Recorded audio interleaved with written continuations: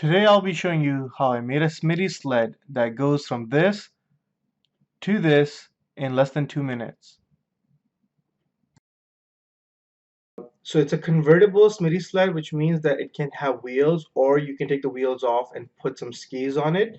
And the reason I made a Smitty sled that can convert from wheels to skis or skis to wheels is because oftentimes I'm fishing alone and I park 5 to 10 minutes away in a parking lot, and from the parking lot to the lake I have to drag my sled and to get to the lake, right? And the roads along the way are asphalt; they don't have any snow on them. And the snow sled that I had would oftentimes, it's made of plastic and it gets worn out by rubbing against the road. So this way, with this sled, I can easily put the wheels on from the parking lot, put my stuff in, and then with the wheels drag it across the road, get to the lake, and then on the lake I can put the skis on and then use it from there. Usually I don't have to if I'm fishing with a friend, because we just drop our stuff off at the lake. One of them watches over the stuff while the other one parks the car.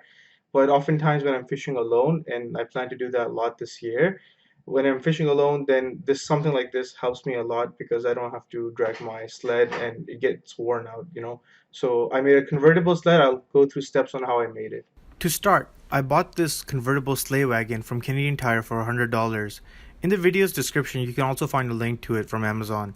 Inside the box, it's mostly assembled and you just have to put the wheels or skis on.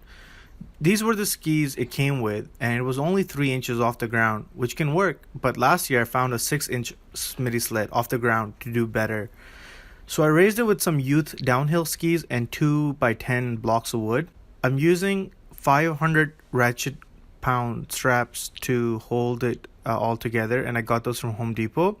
I've drilled 3/4 inch holes in the wood blocks to insert the wood blocks into the axle of the sled.